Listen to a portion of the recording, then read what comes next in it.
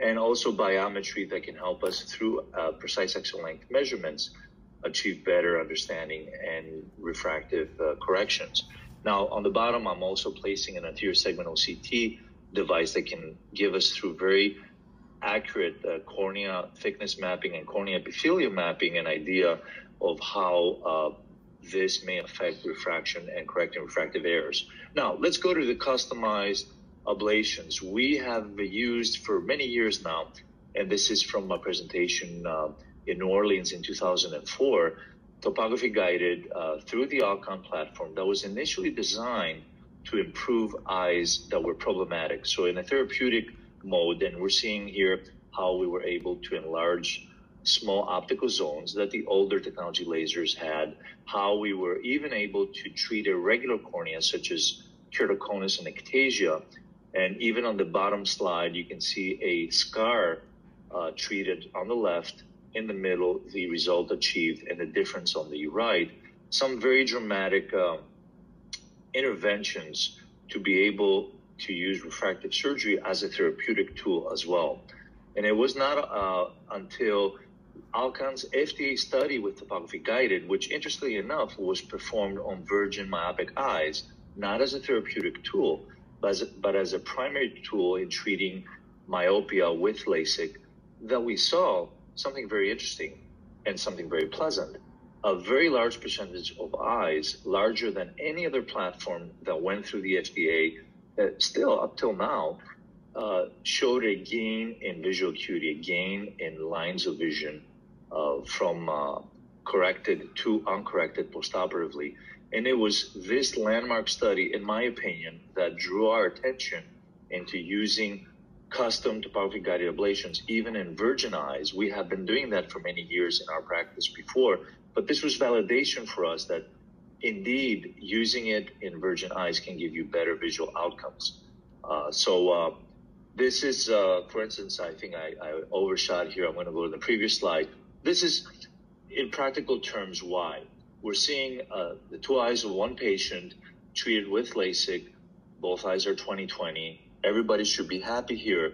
But if you look at the postoperative pentacams and topographies on the right eye, we can still see significant topographic astigmatism, where in the left eye that has been corrected. And the difference here is that the left eye gained 2 lines of vision. So I think this simple clinical example underlines the facility and the efficacy of a customized ablation in treating not only the low order aberrations such as astigmatism and topographic astigmatism, but also the high order aberrations that angle kappa can induce through this astigmatism in the eye as an optical system.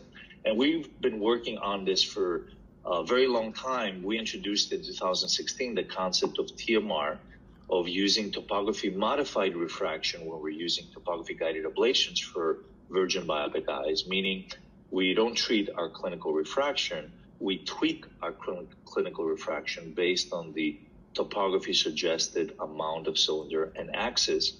And we showed that we have superior results with that. Although this concept has a lot of manual calculation and input from the surgeon and the surgical team. And this brings us, this is a great prelude, so what we're going to be talking about now, to ray tracing. This is a picture of ray tracing and how this concept works. It's completely automized. So what happens here is, and we're seeing a picture of laser interferometry. This is where the biometry comes in place, which measures precisely axial length measurements of the eye, the anterior chamber, the thickness of the lens, the thickness of the posterior chamber. And these numbers are used to calculate a model eye for each individual eye of each patient. So this is a very big shift in paradigm. Instead of what lasers have done up till now, using the standard gold strand eye model for every single patient and every treatment, the device will design a avatar, if you may, model eye for each individual eye of each patient, and will base its ray tracing on this, not theoretical eye, because this eye is based on the actual interferometry, very precise measurements of the eye that we're evaluating, the eye that we will treat. Let's jump to the next slide. Ray tracing is not new. Alcon has studied it back in the 2008-2009 era. Of course, at the time, it was performed with manual calculations. Several devices were used, wavefront, pentacam, Scheimpflug imaging, and biometry to calculate ray tracing, and the calculated numbers were incorporated in laser treatments, and it showed that an impressive 50% of eyes almost gained 1 or 2 lines of vision at 12 months, and these are data that have been published already. But again, as I mentioned, these data were manually calculated, and we're coming to the new era of Innoveyes, where this is done all by artificial intelligence. So basically, in parallel to introducing this technology, I'll share with you some data we presented at ASCRS this year. It was, of course, a virtual meeting last May. So these data are harvested, are captured by a single device now, and the device is called Sitemap. It's a commercially available device that has been adopted by Alcon and transformed, into a diagnostic device of which data are used to calculate ray tracing. So it performs, this single device, 3 different measurements. It performs Scheimpflug tomography of the cornea. It performs biometry through interferometry, and also performs a Hartmann-Shack wavefront measurement with large and small pupil, as you can see on the lower picture. And these 3 diagnostic entities are used then through the automated artificial intelligence of the ray tracing Innoveyes software to calculate the perfect high order and low order aberrations for the treatment of each eye. So quickly through the 4 steps. Step number 1, as I mentioned before, is using the biometry via interferometry that the Sitemap device captures to create a model eye for each individual eye of each patient.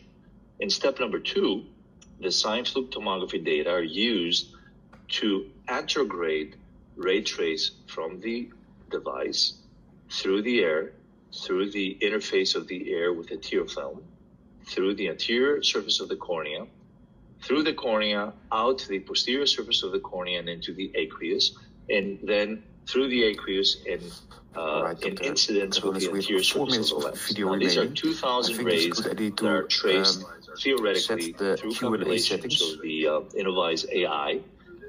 And then there's a step 3 that we're using 2,000 rays traced in retrograde fashion. These are based on the wavefront data that the Sitemap device provides.